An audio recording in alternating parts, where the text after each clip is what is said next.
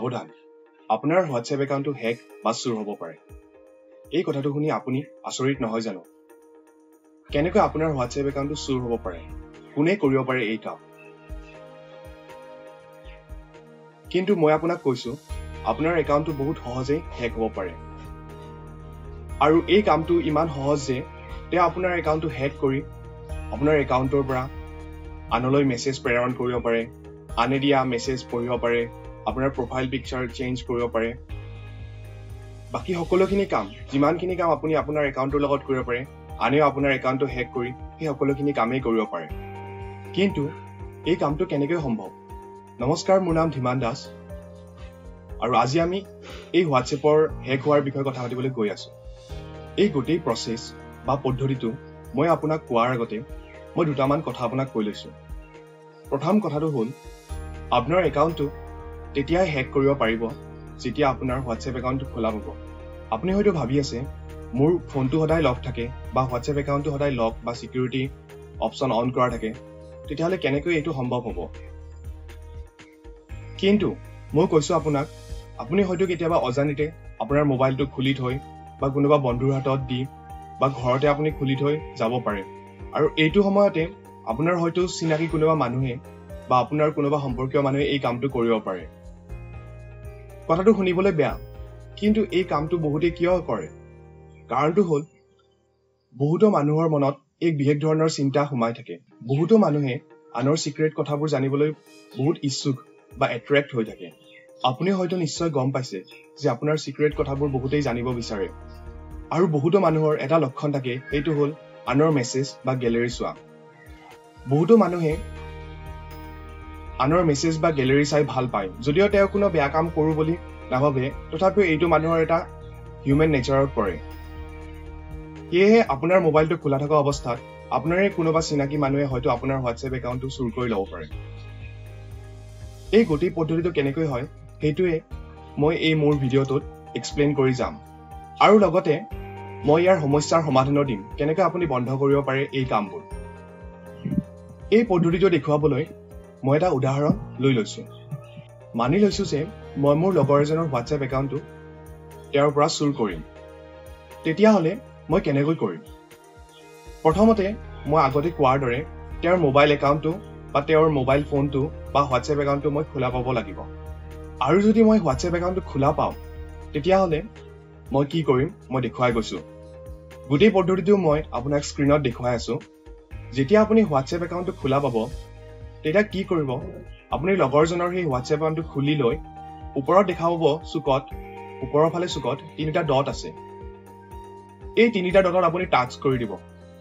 Touch কৰি দিয়াৰ লগে লগে এখন মেনু এখন অপেন হ'ব। আৰু এই মেনুখনত আপুনি অকণমান তললৈ আহিলে দেখা পাব হোৱাটছএপ ৱেব। হোৱাটছএপ ৱেব বুলি এটা অপশ্যন দেখা পাব। এই অপশ্যনটো টাচ কৰাৰ লগে লগে আপোনাৰ স্কেনাৰ এটা অন হ'ব। মই স্ক্ৰীণত দেখুৱাই গৈছো, লগতে মই কৈছো স্কেনাৰ কি হয়। স্কেনাৰ আচলতে এটা কেমেৰা এটা অন হ'ব।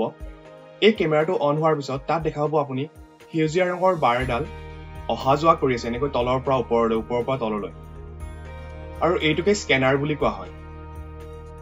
আৰু এই স্কেনাৰটো অন হোৱাৰ পিছত আপুনি ওপৰত দেখা পাব য'ত লিখা আছে visit web.whatsapp.com on your computer and scan the QR code.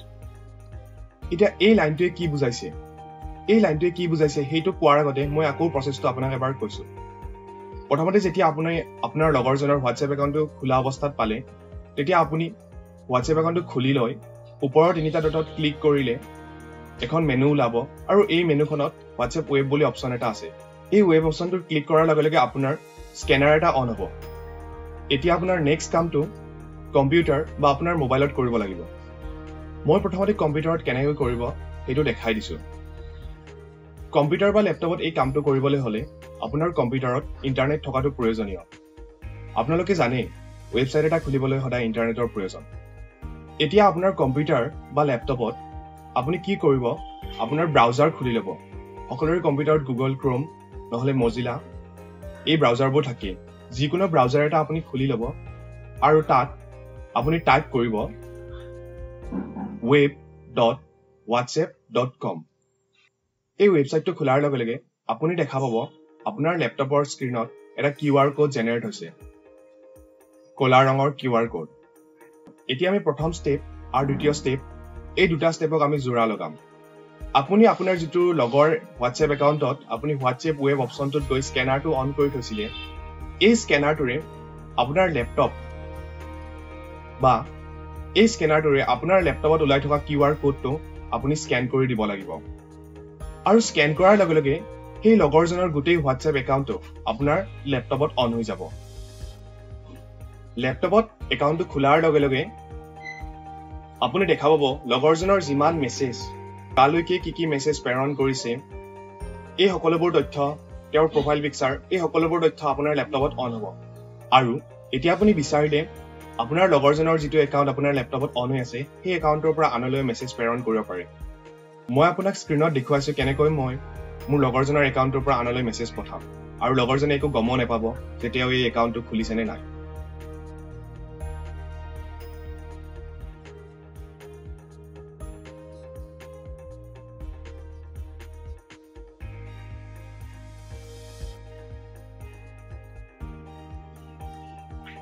এই গোটেই প্ৰচেছটো মোবাইলতে কৰিব পাৰে যদিও WhatsApp-এ এলাউ নকৰে এই কামটো মোবাইলত কৰা অৰ্থাৎ আপুনি লগৰ এজনৰ WhatsApp একাউণ্ট আপোনাৰ মোবাইলত খুলিব নোৱাৰে তথাপিও ইয়াৰ এটা বিকল্প ব্যৱস্থা আছে আৰু এই ব্যৱস্থাটো মই স্ক্ৰীনত দেখুৱাই আছো আপোনাৰ দ্বিতীয় প্ৰচেছটো কৰিবলৈ লেপটপত জেনেৰেট কৰিছিলো সেই একেই প্ৰচেছটো কৰিবলৈ আপুনি প্ৰথমতে আপোনাৰ মোবাইলত যিকোনো ব্ৰাউজাৰ এটা খুলি ল'ব জেনেৰেলি এন্ড্ৰইড ফোনবোৰত Google Chrome ব্ৰাউজাৰটো বাই ডিফল্ট আহে তো আপুনি আপোনাৰ মোবাইলত Google Chrome ব্ৰাউজাৰটো খুলি ল'ব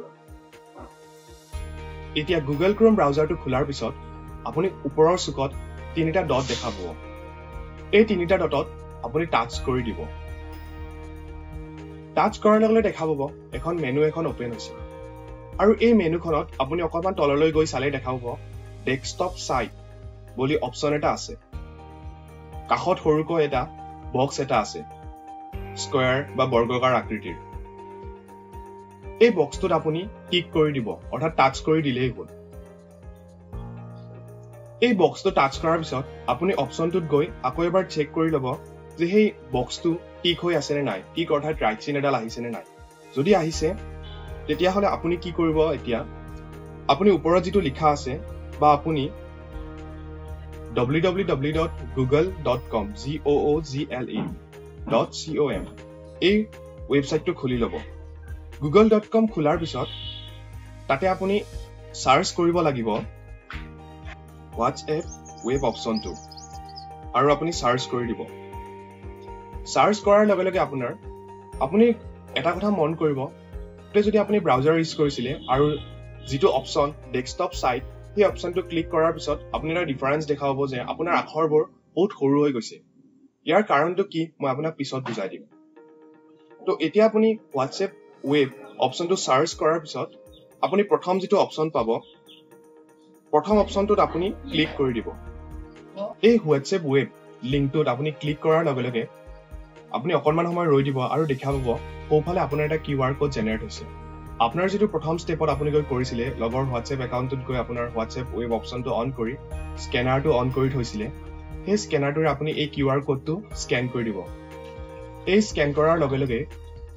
আপোনাৰ ব্ৰাউজাৰত লগৰজনৰ গোটেই WhatsApp একাউণ্টটো অন হৈ যাব আৰু এই একাউণ্টৰে আপুনি তেওঁৰ গোটেই মেছেজ বা আনলৈ মেছেজ প্ৰেৰণ কৰিব পাৰিব এতিয়া প্ৰশ্ন হ'ল মই এই গোটেই প্ৰচেছটো আপোনালোকক দেখুৱাই দিছো কিয় এই কাম কৰাটো উচিত নহয় এই প্ৰচেছটো দেখুৱাই দিয়াৰ মূল কাৰণটো হ'ল যে মানুহে এই কথাখিনি গম পাব লাগে কাৰণ তেওঁৰ একাউণ্টটো কোনোবাই হয়তো অতি সহজে চুৰ কৰি নি আনলৈ বিশেষ ধৰণৰ মেছেজ প্ৰেৰণ কৰিব পাৰে যিবোৰ মেছেজে সমাজত বহুত বেয়া কামৰ সৃষ্টি কৰি দিয়ে এনেকুৱা ঘটনা কিছুদিন আগতে আমাৰ ওচৰতে হৈ গৈছিলে যেটো কাৰণে বহুতো মানুহে বহুত সমস্যাৰ সন্মুখীন হ'ব লগা হৈছিল এহে আপোনালোকে যাতে গম পায় এই কামটো সমাজত নহয় সেই কাৰণে মই গোটেই পদ্ধতিটো আপোনাক বুজাই দিছো এতিয়া আপোনালোকে এই সমস্যাটোৰ সমাধান কেনেকৈ কৰিব এই সমস্যাটোৰ সমাধান মই মোৰ নেক্সট ভিডিঅটো কিছুদিনৰ ভিতৰতে দি দিম তাত মই গোটেই প্ৰচেছটো আকৌ বুজাই দিম যে কেনেকৈ আপোনালোকে এই সমস্যাটোৰ সমাধান উলিয়াব পাৰে কেনেকৈ আপোনালোকৰ WhatsAppটো চুৰ নোহোৱাকৈ বা হেক নোহোৱাকৈ থাকিব পাৰে বা কেনেকৈ গম পায় যে আপোনালোকৰ WhatsApp একাউণ্টটো চুৰ বা হেক হৈছে। এই গোটেই পদ্ধতিটো আপুনি আপোনাৰ লগৰ বা আপোনাৰ সম্পৰ্কীয়সকলক সুন্দৰভাৱে বুজাই দিয়ক বা এই ভিডিঅ'টো শ্বেয়াৰ কৰি দিয়ক। কাৰণ এই কথাখিনি গম পালে মানুহে তেওঁলোকৰ কিছুমান সাধাৰণ সমস্যা বা এনেকুৱা ধৰণৰ সমস্যাৰ পৰা দূৰত থাকিব পাৰিব, যিবোৰে সমাজত অকল অশান্তিৰ সৃষ্টি কৰে। এনেকুৱা ধৰণৰ টেকনলজিৰ কথাবোৰ আপোনালোকে জানিবলৈ মোৰ এই চেনেলটোৰ লগত জড়িত থাকক। ধন্যবাদ। জয় আই অসম।